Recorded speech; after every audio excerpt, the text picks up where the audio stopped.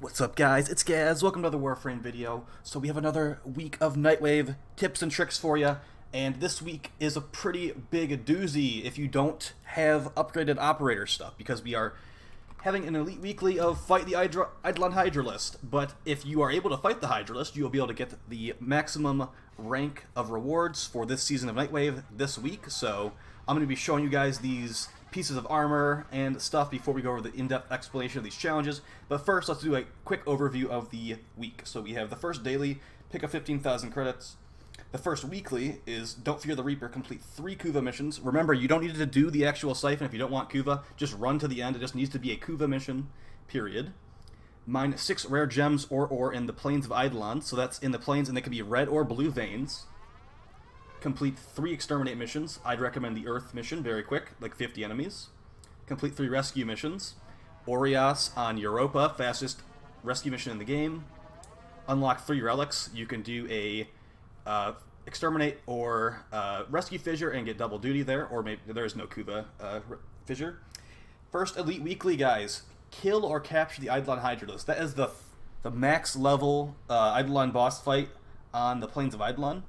I'm going to have some gameplay of one in the video, but basically if you are unable to do this because you don't have a properly modded out situation where you have like a Trinity, a Haro, a Chroma, or a, what's the fourth one, Volt, might be a little bit hard for you, so just keep in mind that's one of the challenges. We'll go over that in depth later. And then Elite Weekly, kill shot, kill 1,500 enemies just flat. Don't need to be anything special.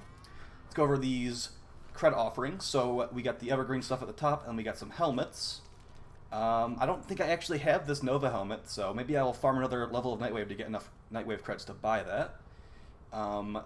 Everything else, we got the Revenant Vania helmet, always a nice addition to your Revenant fashion frame. Definitely would recommend that one.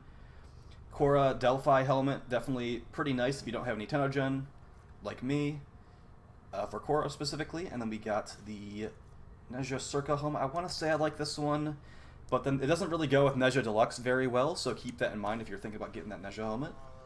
And we've got Carissa Projection, EMP Aura, Shield Disruption, and Pistol Scavenger. So guys, I'm going to recommend 2 of these aura mods to you this week.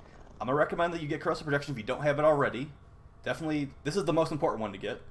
But there's also Shield Disruption, which has a very small niche use case in Disruption, and we're getting some more Disruption tiles at the end of the month, so you might actually want to get this if you want to do like a pretty optimized run on some of these disruptions. So keep that in mind. Corrosive Projection is the most important one, but Shield Disruption is somewhat important in very niche situations as well. EMP Aura is not important in any situation, and Pistol Scavenger is not important in any situation either, but you can use it with the Twin Comac if you really want to. Then we've got the Falcor Shock Camo skin, which I don't actually think I have either, so maybe I'll get... There's some stuff I might get this week, guys. And we've also got the Jaw Sword blueprint. So this is the best stat stick in the game for Korra, Gara, and Atlas. You can make an argument for the Mire being better, but it usually comes down to personal preference between the Mire and the Jaw Sword. So you use the Blade of Truth augment and then Spoiled Strike, and then just jam a bunch of power strength, or not power strength, but a bunch of mods on here that increase your damage, and then you use this with Korra. It makes your Korra whip do more damage. And we've also got the Ceramic Dagger, which is complete trash. Don't get that one. Alright guys, that's the quick overview. Let's go over the armor you can get from this. So I'm going to quickly show the Sentinel one first. So we've got this look here for the Sentinel, and this is all the armor pieces that come with this. So we've got the Chitoid Sentinel Mask, which has like a little eye on the front of it, looks like. Let's do some random colors on these. Alright, so the tail is very bulky, I'm going to say that. On Worm Prime, I think this is actually a pretty nice armor set. But I think on like Carrier Prime, let's quickly show it on another Sentinel that's not Worm Prime. This is going to be a bit of a longer video, by the way, guys, because we have this new stuff to show off. Let's do it on Carrier, which is everyone's old favorite. Where is Carrier? I didn't delete Carrier, did I? Oh, it's right there. It has the weird goofy skin on it. Okay. That actually looks kind of cool. Okay, I have the Para-Carrier skin. Let's do these armor pieces in here. Okay, so the face goes up there, which is a bit weird. Okay, so on a non snake-like body like Worm Prime, I don't really like how this armor set looks. You might like something like this though, guys. I think it looks nice on Worm Prime specifically. I haven't tried it on every Sentinel yet, but I want to say that this one on Carrier Prime with the default skin, I don't think it has a really good fit. On this Para Carrier skin, a little bit better probably. I could definitely mess with these colors. This is some like random fashion frame right now, so it's gonna be up to you if you like this. I think that's pretty cool actually. So maybe we'll try that out sometime. All right, let's do the armor piece. So this is only one armor piece, guys. It's a right shoulder plate, I believe. Yeah, so it's this. It looks like an infested ancient, and it has like a tail thing on the back of it, so it might clip with your Cyandana, like it is right now with my Rapala Cyandana Tenogen. So let's actually take off the Cyandana just so you can get a good look at this without it clipping like that. Alright, so when we take the Cyandana off, it actually looks kind of cool. But you gotta keep in mind that the animation sets are gonna make your character slouch sometimes, so maybe it's kind of clipping through the neck thing on Mirage. Not really. It's definitely clipping through my melee weapon, but this is a custom melee weapon holster stance, I believe, so it would make sense if it wasn't, it's not in the default one. See, this is the standard one. It probably doesn't clip on the standard one. Yeah, it doesn't look like it does, at least. Alright, let's move on past that. That's on Mirage. She's like a pretty tiny Warframe. Let's actually just quickly show it on Saren, because I bet Saren would look kind of cool with this. I think I already have it equipped on Saren, actually. Yeah, so this is with it on Saren. My red and black fashion frame. I think that looks pretty cool, actually, because with this Cyandana, it does not clip. With the Harkonnen Wraith Cyandana, it's like a second Cyandana, kind of. So maybe you'll like it. I think it's a little bit too gross for me personally, but I am planning on making a full infested fashion frame later, after we show this final piece of armor right here, guys. So we got the final operator armor suit for you here. So this is these are the two default ones I usually use. This is the Wolf of Saturn 6 one. This is just like some other one with a Barokatir thing, but here is the full armor set for you guys with the hood open. So the hood can close and you'll become like a vampire pretty much, or you can have it open. I have like an eye patch on. I don't think that looks too great. Also notice that there is some like mech looking hair in the back, like bio-mech kind of looking hair. Let's actually I have the Spore Ephemera equipped as well. We'll walk around with the Spore Ephemera equipped for a little bit. Doesn't look like you drop. Oh, you do drop the infested stuff. So yeah, you kind of look like Valkyr, is my opinion. Like the little ear things on the back, it reminds me of Valkyr when you're running around. But you definitely look a lot cooler. Like you don't look like a human soldier, I guess. You look like a Warframe when you're running around with this suit. Let's take off the Spore Ephemera just to see how different it looks. Like, because the fact that you can put an ephemera on this is pretty cool. But you can normally do that anyway, so it's oh, keep in mind there's also no waistband that comes with it. It just comes with the arm parts, the leg, the body, and then the helmets. Where's the ephemera? There it is. Alright, let's take off the ephemera. And now like we have like full like black colors on here. We can do some random actually after I walk around with this. But this looks pretty cool, guys. I mean, I might mix and match some stuff, or I might just do the old Prime armor set that I used, and then just use this new vampire helmet, because it's very extreme. I'm going to have to decide if I actually like this or not. Oh, can you not do random colors for the operator? That's lame. That's changing the color of the eye patch. Also, like, I would probably never have the hood open on this. I think the hood open looks kind of dumb. That looks pretty cool. You can change the lining colors to, like, let's make some, like, infested gore-looking fashion frame right now. Just, like, red and black, creepy looking. Ooh, that's really gross. Ew. Okay, let's actually make it, like, ew. Let's just make it really gross looking right now. What we got? We got red and green. We got brown. We could do brown. What is this changing? That's, like, the middle part right there. Ew, dude. Okay, I'm not going to ever use this, but I'm actually, like, getting sick looking at this right now. If we put the Spore Ephemera on here, it'll be even worse, guys. Ooh, okay. We gotta get to those Nightwave challenges. Okay. You can change a lot of stuff on this, for sure. Let's do the rest of the challenges with this disgusting suit that we just created. Alright, it's not complete grossness. It could definitely be grosser, but it's really gross. Alright, guys, let's go over the in-depth explanation of these challenges. So, first off, I'm going to be showing you guys how I did an Eidolon fight earlier today, completely unprepared. I haven't done an Eidolon fight for so long, guys. So, yeah, let's go over it. So, I was playing Chroma. We had a Trinity, a Haro, and a Volt in our squad. So, what you're going to want to do here is you're going to have a couple corrosive projections. 3 would be ideal with, I think it's 1 person running a coaction drift to make it so you're removing like 90-something% of the Eidolon's armor, but not 100%, guys. If you remove 100%, it's going to make it so the radiation modded weapons you have equipped, so your Rubico Prime modded for radiation, your Ketchmoon Kit Gun modded for radiation, it's going to have a smaller damage decrease. A damage decrease if you fully remove the armor. So don't fully remove the armor. Remove the armor 99%. Also, guys, something that's very crucial here, make sure that the way you damage this Eidolon shield, you're using the Operator's Void damage. Do not be dumb like me and not check your focus or check your amp before you go into this Eidolon fight with your clanmates, and make sure you don't have Virtuous Surge, Virtuous Trojan, Virtuous Forge. You want to make sure you have the Void damage on your amp, or you're going to be like, oh no, these are big fat zeros, I'm getting this Eidolon shield right now, and my teammates basically had to carry me here. Fortunately, since I'm playing Chroma, I can still use my gun to shoot the Eidolon's limb like I'm supposed to, but I'm supposed to also be shooting his shield with my my Operator amp, which I was unable to do, unfortunately. Okay, so yeah, what you want to do is you want to mod your weapons for radiation and crit. Those are the 2 things you want to look for, radiation, crit.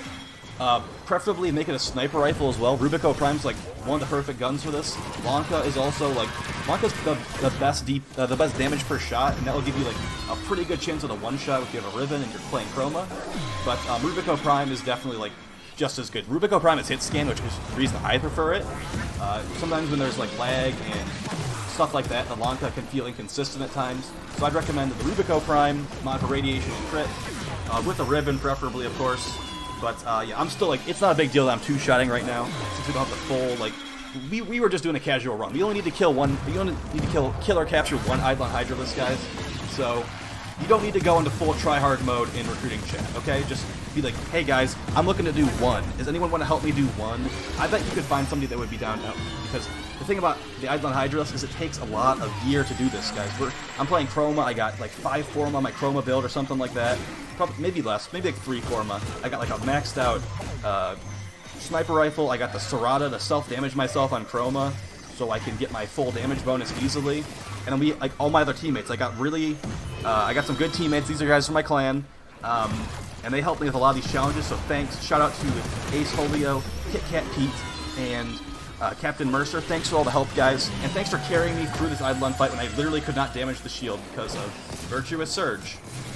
So yeah, that's what you're doing. You're first looking for the Terrorist. You want to mark him on the map with a waypoint to your teammates, so you're just like, hey guys, this is where the first level of the Eidolon is, and you want to make sure that you have 2 of the Eidolon lures that appear at like bases and stuff. You want to shoot those with your gun, and then hack them, and then get the dead Vomulus. So like the little Eidolon guys that fly around, they require void damage to kill if they are not close to a lure. If they're close to a lure, you can just shoot the little Vomulus guy with your normal weapon, and it will die and just immediately go into the lure. So as you see right here, Captain Mercer is playing Trinity and going to get the lures right now from the bases. He just got another, like, see that yellow shield icon?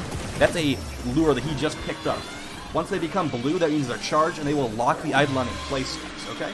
So there's a lot of stuff at play here. The thing about this is you want to have 2 Eidolon lures that are blue and alive at the end of killing the first one. So the one we already killed, we only needed 2 blue lures for that one, guys, when we finally killed him.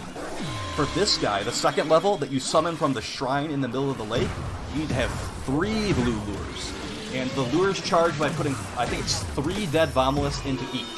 So, sometimes people do the strategy where they'll get 8 lures at the beginning of the fight, and then they'll just have all the lures like following them the entire like 3 Eidolon. For us right here, we were just doing it super casually, and I literally couldn't damage the shield of the boss, so we were just getting them as we went. Just make sure that you have 3 blue lures when the Eidolon dies, guys, and they will count and you can go on to the next level. For the third one, you want to also have 3 blue lures, okay? So that's the idea about this one. The second level one, he's got these laser attacks. They can actually kill the lures, guys, so that's why having Trinity is very important. She's going to be constantly scanning her heal ability, her 4th ability. It's going to make it heals the lures and gives them damage reduction. So the Eidolon will be not killing the lures. Those lures are very required. Like, they're like the most important part of this fight, honestly. Making sure that you have some void damage from the operator to kill the Eidolon's shield, very important, and then having a radiation damage weapon, and making sure the lures are all alive. Those are like the 3 things you really want to focus on here, guys. Also, making sure you don't run out of revives.